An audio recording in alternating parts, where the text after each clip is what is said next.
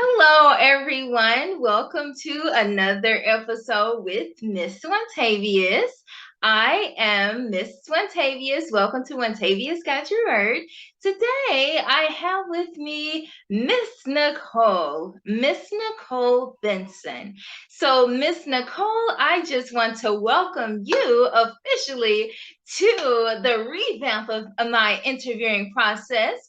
And so, I have this lovely guest who I met over the summer. And I know that you all are just going to love hearing from Nicole on today. So I would like to welcome Nicole. Thank you, Miss Wontavius.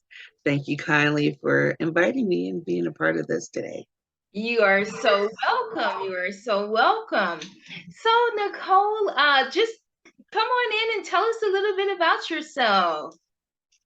Californian, now transferred to Texas. And I spend a Okay. lot of my time helping people between working in the hospital as a chaplain, working with people who are involved in intimate partner violence and other concerns like that. It's definitely my passion to help people. Absolutely, Nicole. Thank you for your service for the community. We need more willing servants. So thank you so much. Nicole, so I know that you are an author. Yes, ma'am. Nicole is an author, everyone. And Nicole, she is also working with the community in regards to individuals who were once abusers. Am I correct, Nicole? That's correct. The offenders. So I deal with domestic violence, persons that are both male or female, married, not married, people of all race, colors, creeds, gender, sexuality. There is no respecter of person. There's so many people on both sides of the spectrum that are dealing with intimate partner violence. It's a huge issue. It's a health concern. Oh, wow, wow. That's so sad to hear that individuals now they believe that it's okay to beat up on their partners. And so Nicole, and I know that society has programmed many of us to believe that domestic violence only happens with the male partners, but it does, ladies and gentlemen, it happens with females as well. And so, Nicole, what are some ways that women can control their anger a little bit? How they can control their anger, I think as an adult, many of times we fail to exercise self-control. We have a number of issues where we overstep our boundaries as individuals. We yield our power, um, and we find our ways either trying to control others or to retreat or take back control, I should say. So definitely those are issues. And I think a lot of people don't really understand what a healthy relationship looks like. And that's a very hard place to be. We have a lot of not great individual representation, especially on social media and television. We think it's okay to look through someone's cell phone or follow somebody or let me track them on their phone or use different terms to kind of manipulate or to speak poorly to someone in order to guilt trip, manipulate, intimidate. All kinds of issues where we call people out of our names. We look at other folks and compare and say, well, why can't you be like this? And there's so many different variables that we don't really educate people on basic respect for one another. And what does it mean to be a partner? Um, the understanding of emotional abuse. It's not just, the physical aspect, the economical abuse that happens, the different sexual boundaries that people violate. There's a number of issues that go on that just simply is lack of education. Mm, yes, I would most definitely agree with that. Many individuals today, they're just feeding off of what they were exposed to. And so we think that it's healthy to verbally abuse someone, but we don't really understand that our words do have power.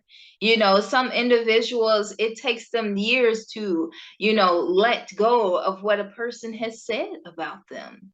Yeah. But then that forgiveness too has to come into place so that you are able to be free, because you cannot walk around years and years at a time still remembering what Billy Joe or what that crazy teacher said to you when you were in kindergarten. You know, you have to release so that you can step into everything God has for you. So you're absolutely right, Nicole. So I heard you mention checking phones. Do you think that it's healthy in a relationship or a marriage to check your partner's phone? No, I don't think it's healthy. I think there's definitely levels of trust that people don't really have. If I have access to your cell phone and the code doesn't necessarily mean that I have to watch or look or view, right? There are certain things that we have the ability to do, but we don't actually have to do because you either have trust or you don't. Now, there's always the spidey sense or intuition or gut that people want to go on to. But I say if you're looking for trouble, you're definitely going to find it. You're so right, Nicole, because many times individuals, I have met so many women and men who have said that they check their partner's phones, and I concur with that message. If trust is there, you should never feel obligated to look through someone's phone, because they could have a phone number too that you don't know anything about, or they could be really smart and delete the messages and from every, source, that way that you're not able to track what was just said anyhow. So communication is a big factor when it comes to a relationship. And so Nicole, what will be some ways that you would encourage women to pursue? What ways would you encourage women to pursue in order to be a healthy woman, single woman for those who are single, and also a healthy married woman if they are married? How to be healthy. I think, first of all, self love and care is so important. The things that we have to do for ourselves in order to help others, right? If you've ever been on a plane, they tell you in the safety measures, if in fact that mask falls down, you put it on yourself first before you assist others. We have to make sure we're healthy, we're taking care of our bodies, our minds, our spirits.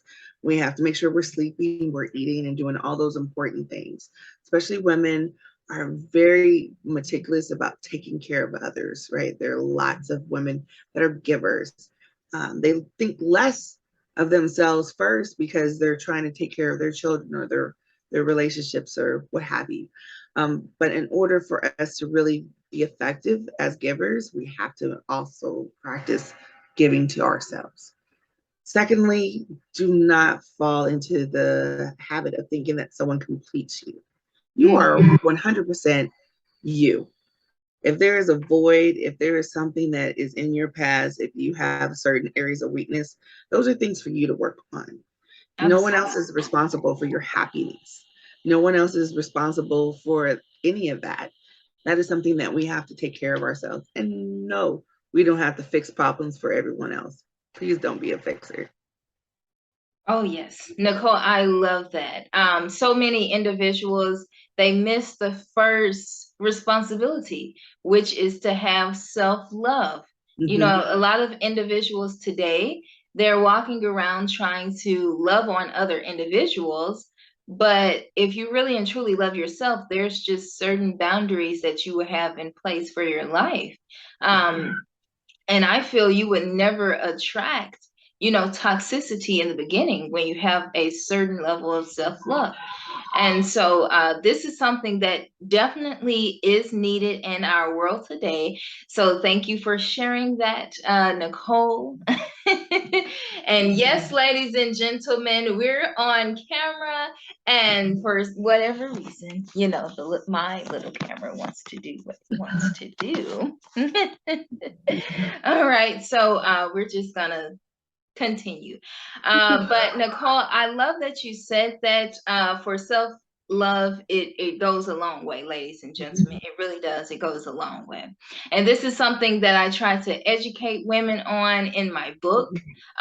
He Comes You Choose. And so it's a book that I feel would help women to discover their purpose a little bit more, to dive into practical tips that come into place, even in biblical stances that will help them be, you know,